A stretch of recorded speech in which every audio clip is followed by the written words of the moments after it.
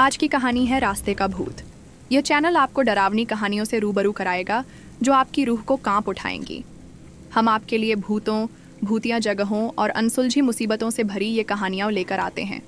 इस चैनल पर आप डरावनी कहानियों का आनंद ले सकते हैं और सुनने वाले भी अगली रात की तलाश में नींद से उठ जाएंगे। हमारे चैनल पर आप डरावनी कहानियों का आनंद उठा सकते हैं। यहाँ आपको रहस्यमय घटनाओं से जुड़ी भूतों की कहानियाँ, जिनमें अनसुलझी मुसीबतें और अज्ञात तत्वों का सामना होता है, सुनाई देंगी। अगर आपके पास भी कोई डरावनी कहानी है तो हमें भेजें और अपने नाम के साथ हमारे चैनल पर साझा करें। तो देर किस बात की है, अभी हमारे साथ जुड़ें और डरावनी दुनिया में खो जाएं। रवि नाम का एक लड़का दिल्ली की किसी फैक्ट्री में सफाई का काम किया करता था। उसके घर से फैक्ट्री करीब 5 किलोमीटर दूर थी। वो हमेशा अपनी साइकिल से ही फैक्ट्री जाता था। रोज़ की ही तरह आज भी वो घर से फैक्ट्री के लिए निकला।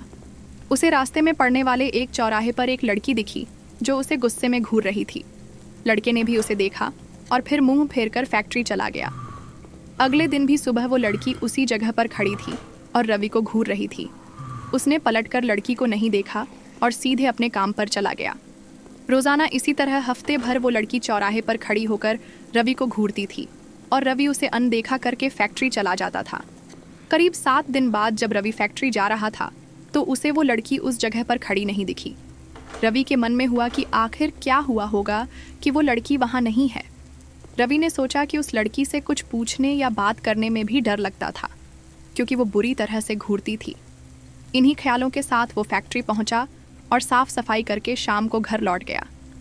वो लड़की 1 हफ्ते तक उस चौराहे पर नहीं दिखी।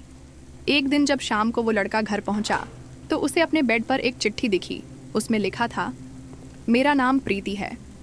मैं तुम्हें 1 हफ्ते पहले रोज़ एक चौराहे पर दिखती थी। कल शाम तुम वहीं पर खड़े होकर मेरा इंतज़ार करना। उस चिट्ठी में एक फ़ोटो भी थी जो उसी चौराहे पर खड़ी लड़की से मिलती थी। लड़के के मन में हुआ कि आखिर इसे मेरे घर का पता कैसे मिला होगा और ये चिट्ठी मेरे बेड तक कैसे पहुंची। इसी सोच के साथ वो सो गया। अगले दिन उठकर जब काम में जाने लगा तो उसे चिट्ठी वाली बात याद आ गई। साइकिल से वो सुबह फैक्ट्री पहुंचा और दिन भर उसी लड़की के बारे में सोचता रहा। शाम को वो उस चौराहे पर पहुंचकर उस लड़की का इंतज़ार करने लगा। काफ़ी देर हो गई लेकिन वो आई नहीं। रवि इंतज़ार करके थक गया था, इसलिए वो घर की ओर निकल गया। घर पहुंचते ही उसने सोचा कि क्यों ना चिट्ठी पर लिखे हुए पते पर जाकर ही उस लड़की से मिल लिया जाए। रात होने को थी, इसलिए उसने सुबह सुबह उस लड़की के घर जाने की सोची। सुबह होते ही जल्दी तैयार होकर रवि चिट्ठी पर लिखे पते पर पहुंच गया। वहां जाकर जब उसने घर की घंटी बजाई तो एक आदमी बाहर आया। उससे रवि ने कहा कि मुझे प्रीति से मिलना है। यह सुनते ही वह व्यक्ति चौंक गया। जवाब में उसने पूछा, क्या प्रीति से मिलना है?